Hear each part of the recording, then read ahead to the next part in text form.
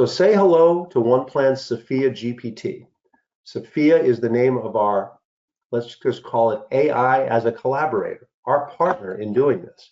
It's a revolutionary new language model for strategic portfolio and work management that leverages Azure OpenAI GPT, which was developed by OnePlan to revolutionize the way people manage their strategic portfolio and work.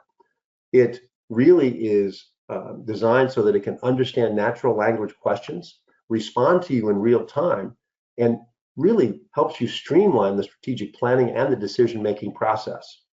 It can leverage data not only from OpenAI's large network of data sources that are out there, for those of you that have dabbled in that, but also from OnePlan specific data itself. So it's taking that knowledge along with the real-time data of what's in your portfolio and your work management, your resource management, and providing you with answers that compiles from all of that.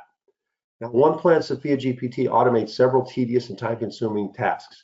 Data entry, information retrieval, communications, estimating, identifying, finding data anomalies, and others that we're going to go through here a little bit today. But be assured that we're not using ChatGPT or the general OpenAI that's out there. We are using Microsoft's Azure OpenAI, which is bounded with Microsoft's own trust, security, and compliance, and very secure environment, along with your ability to choose how much of this you want to leverage when you're using OnePlan. So it's fully at your control how much of this you would like to use. Sample use cases we're going to talk about today for AI and strategic portfolio management. There's the strategic planning aspect, right? To help us make data-driven decisions on the way we're going to build our strategies and the metrics around that. Our portfolio optimization to help us get the right mix of projects to support our strategies and maximize value for the organization. The work management piece to help manage the details around resources and tasks and timelines more effectively. There's the risk management pieces where to help us identify and mitigate potential risks in our portfolios, not just the ones that we identify ourselves.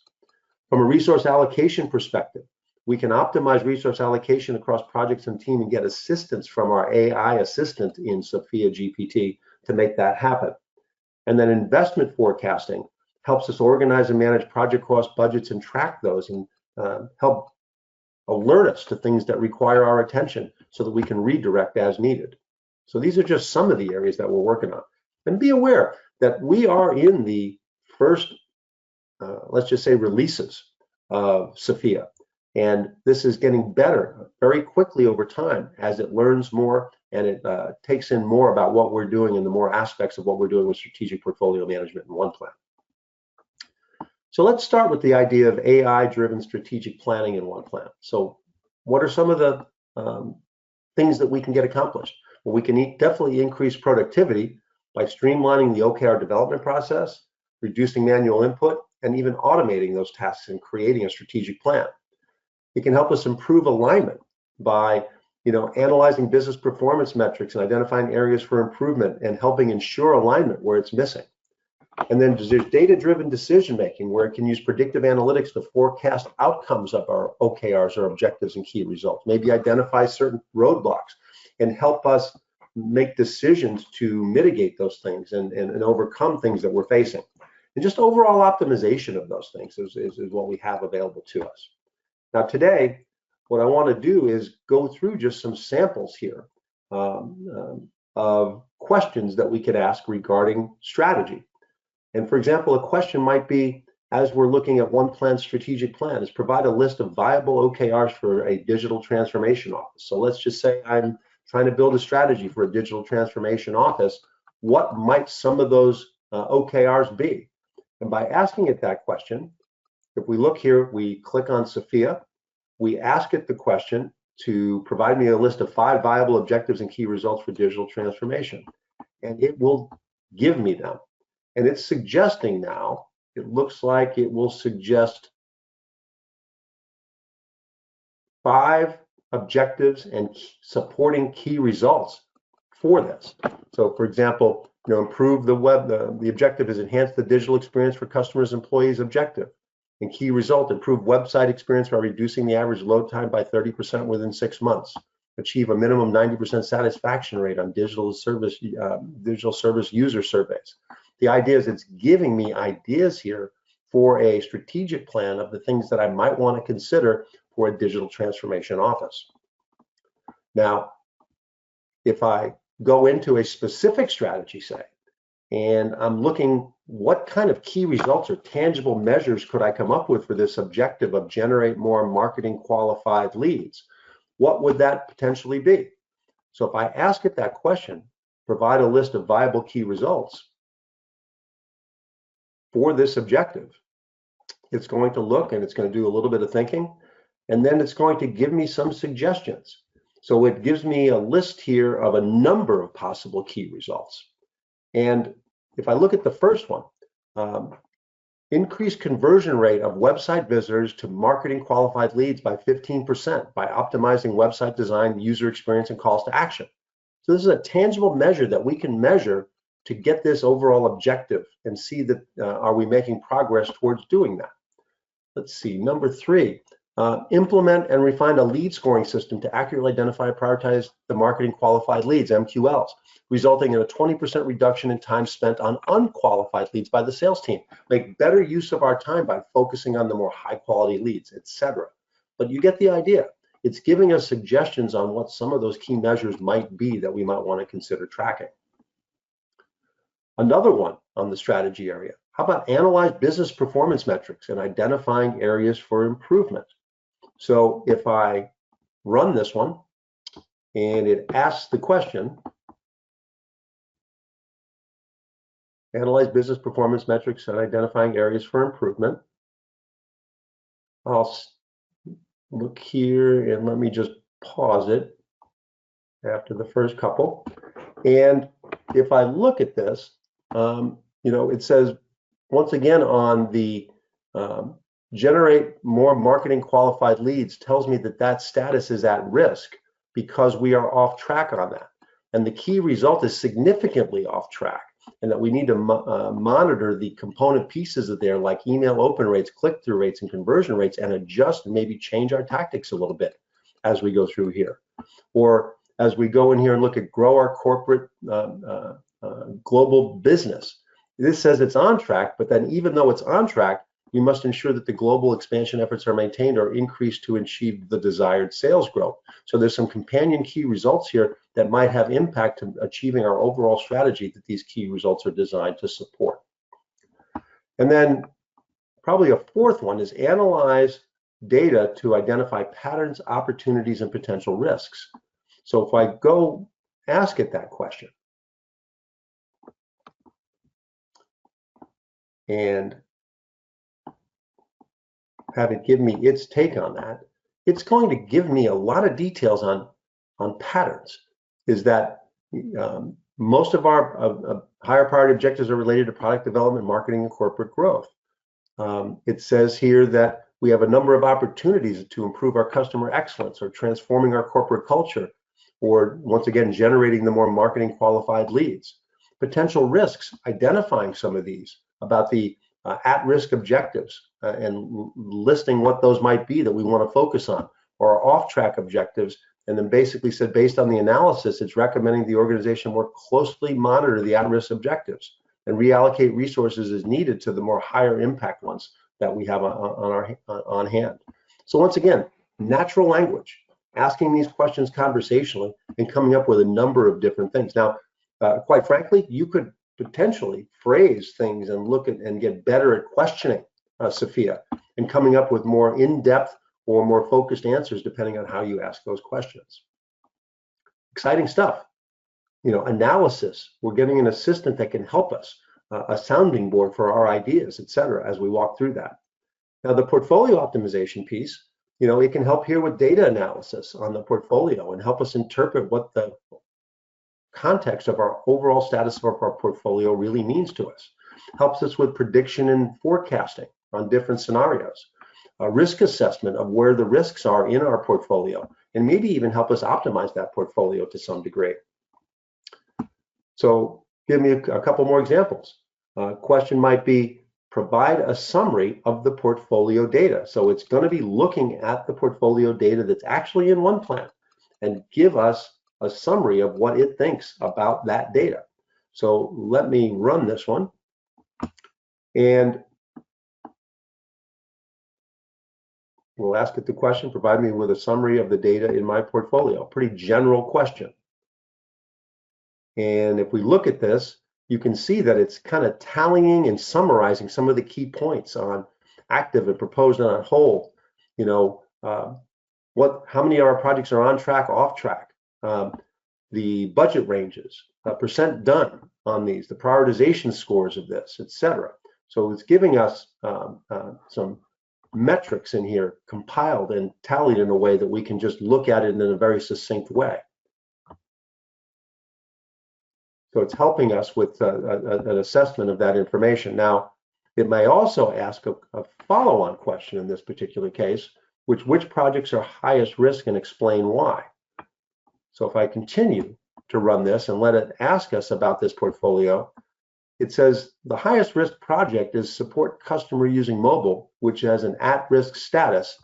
And why has it selected that as the highest risk product? Well, one is it's because of its importance. It has a high prioritization score indicating that it's quite important and it's at risk.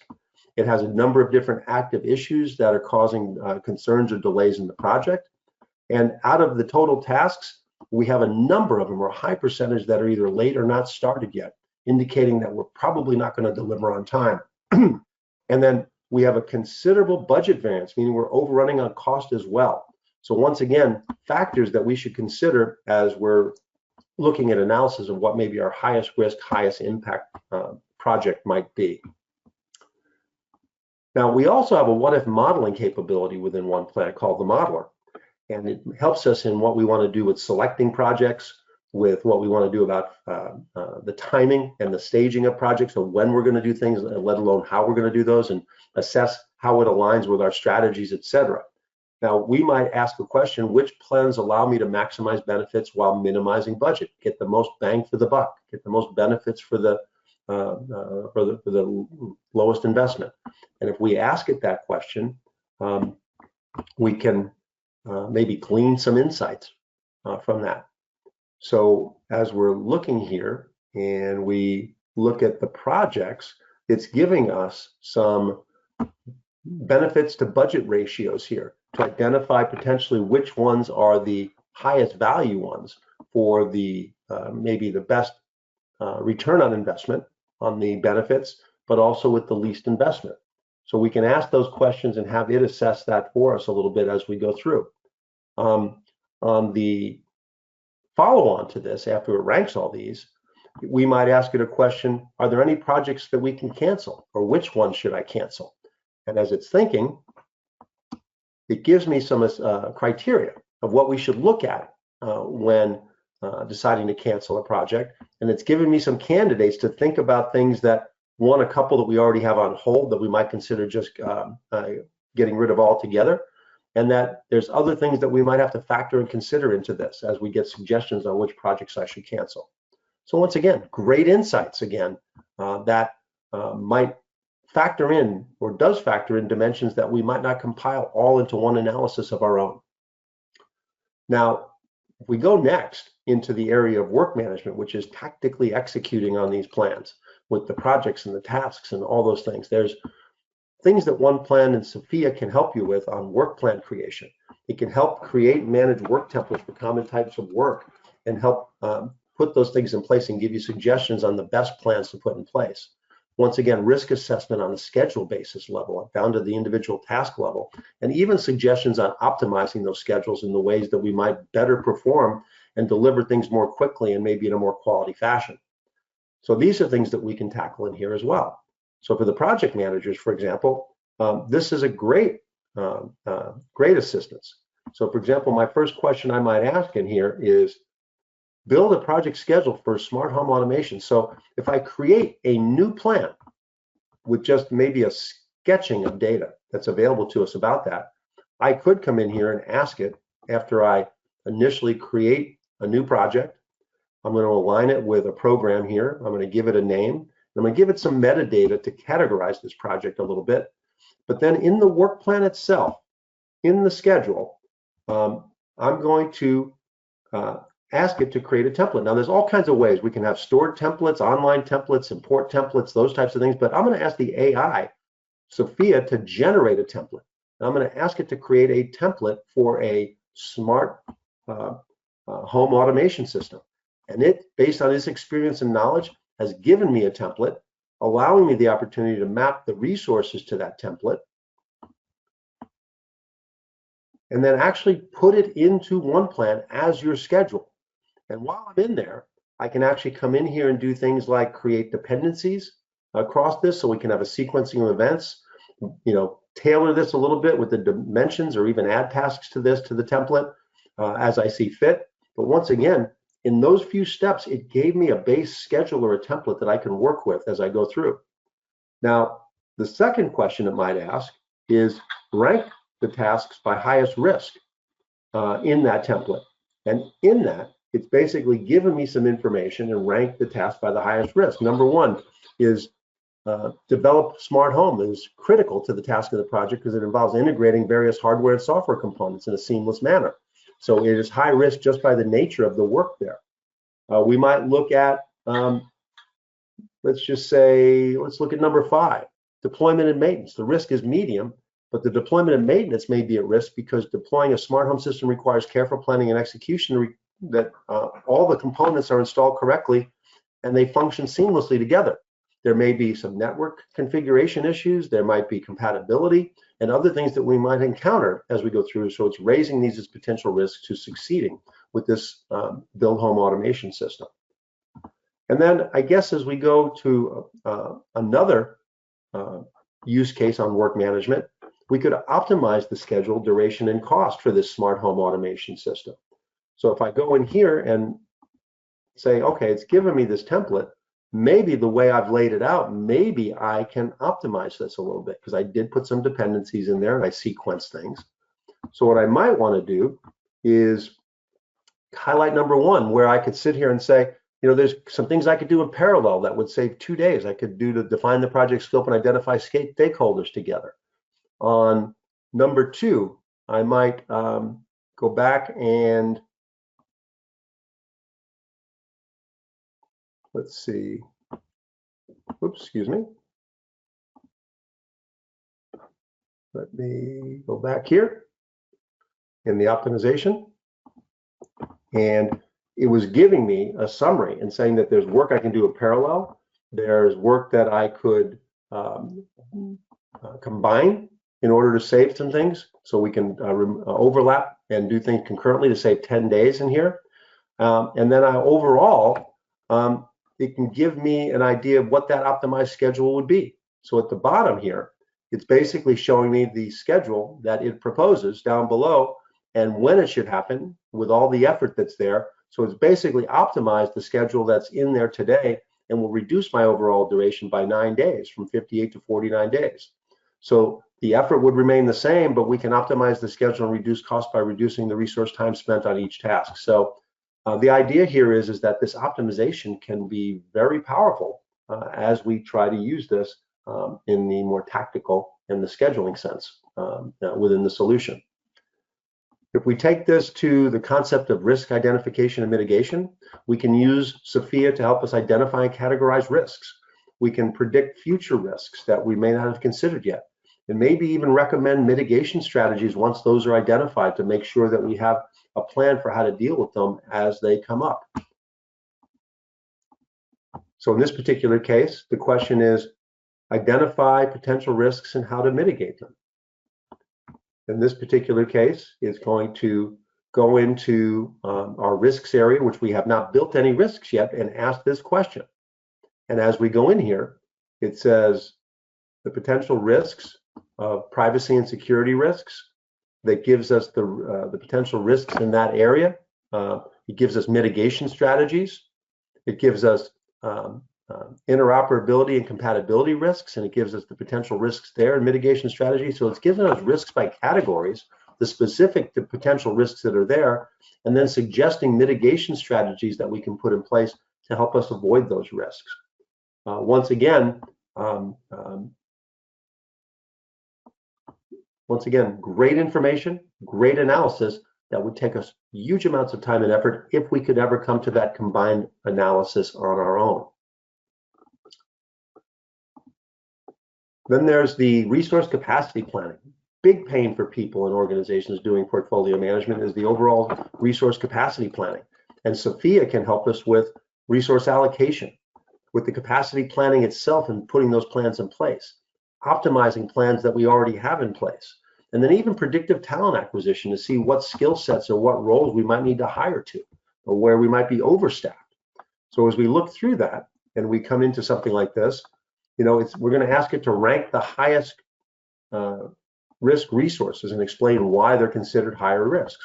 So while we're in this resource plan for the smart home automation system, what are the highest risk resources and why? So number one, Jin Yang is a high risk because just severely overallocated. If we look at number 5 here, the project manager, we're at risk because we haven't identified a name, a person for that project manager role yet. And on number 6 with Russ, team composition, we've got multiple business analysts on here, and it doesn't appear that there's a clear delineation of roles, and there might be some confusion in communication, and maybe even duplication of effort. So the idea here is that there's some resource analysis based upon the nature of the resource plan that's put in there. Now, we could even use it to help us build a resource plan. If we looked at providing a sample resource plan by hours and by month for this plan and this shipping and delivery plan, I can ask it to actually build a resource plan for us, which is incredible, that it can take a look at the nature of this and put together a plan based upon the time frame of that project and the staging of it and when resources should be there. In this particular case, it's suggesting these roles. It's suggesting a plan with the hours per month that we would need. It's even looking at things like the timing. It's looking at like we're going to need a project manager for level effort across the whole thing, but it's also saying we're going to need QA more back-ended into this, into that. Or we're going to need the UX and UI designer more front-ended into that process. And it's giving us all those considerations that are put into place when we put that plan into place. And we can leverage that and put that plan in for this particular project. Now, we could also try to optimize resource utilization. And in a particular plan that's already put in place, and as things change over time and we want to continually try to optimize this, can you optimize resource utilization by identifying opportunities to reduce waste, improve efficiency, and increase productivity? And it's thinking just a little bit because we've asked it a complex set of things to consider.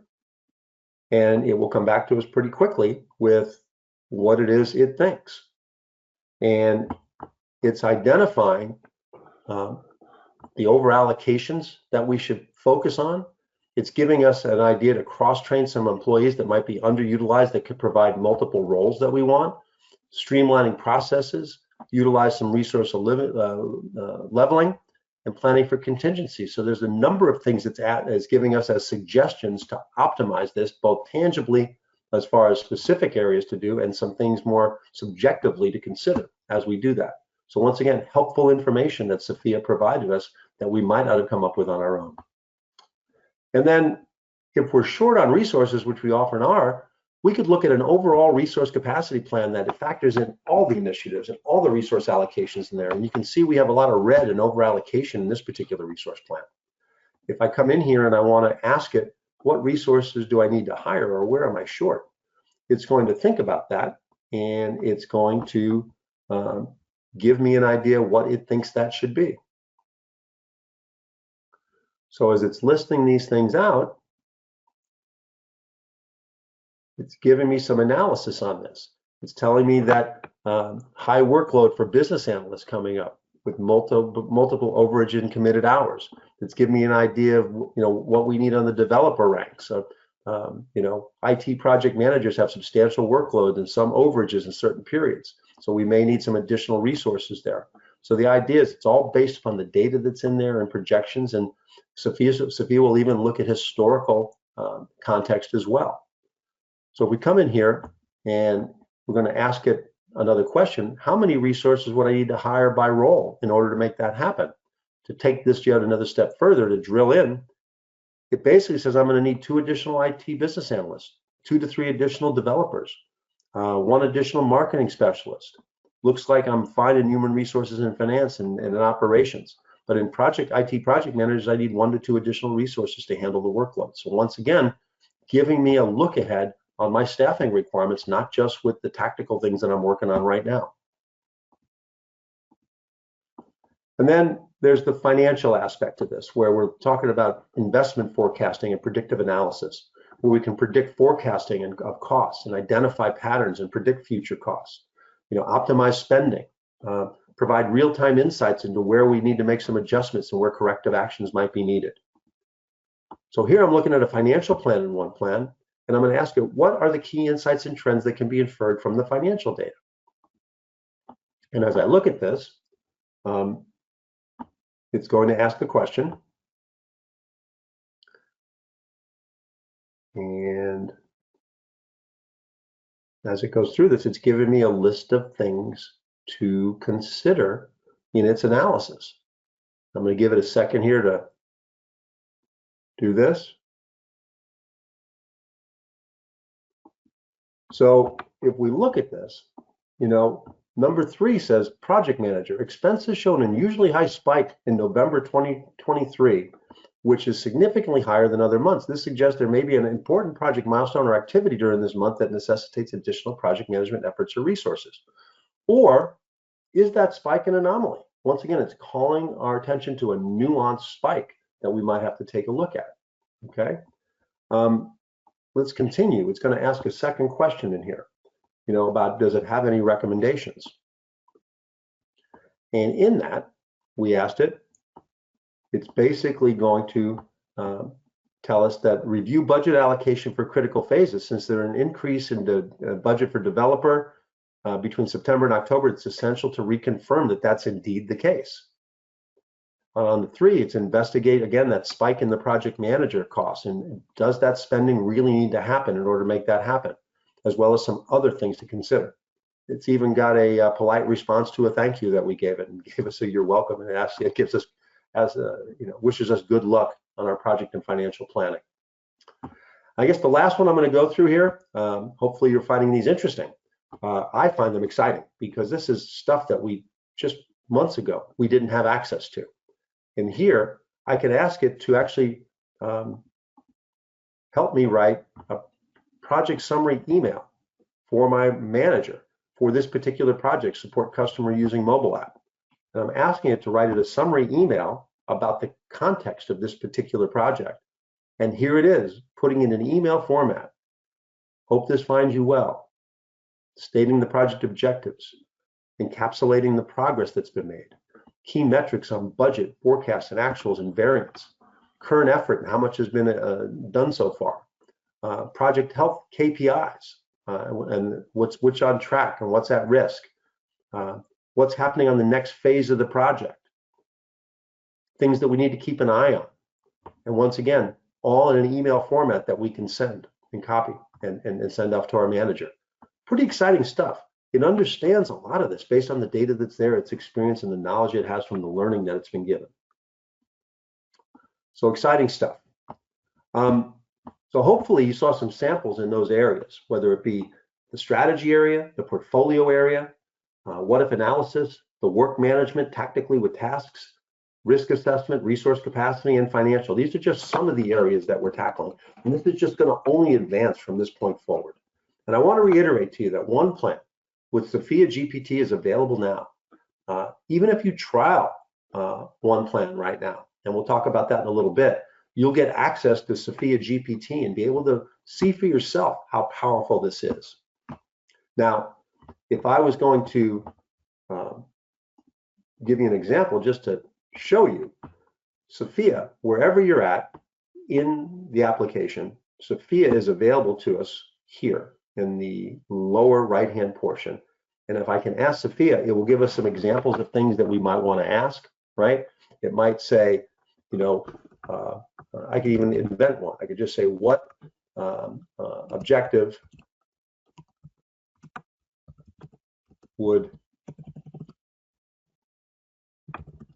failure have the greatest impact? And that I didn't even phrase that right. And I'm just doing this on the fly. And let's let it think for a little bit and see what it comes up with. So it's failure in the objective launch new product successfully would likely have the greatest impact, as it has a high prioritization score of 87.5, and it's crucial for the company's growth and competitive in the market. Meaning if that failed, that would have the greatest impact of all the ones that we have in here. So just an example that this is all real, and you can actually do this and ad hoc, ask it the natural language things that you want to ask it.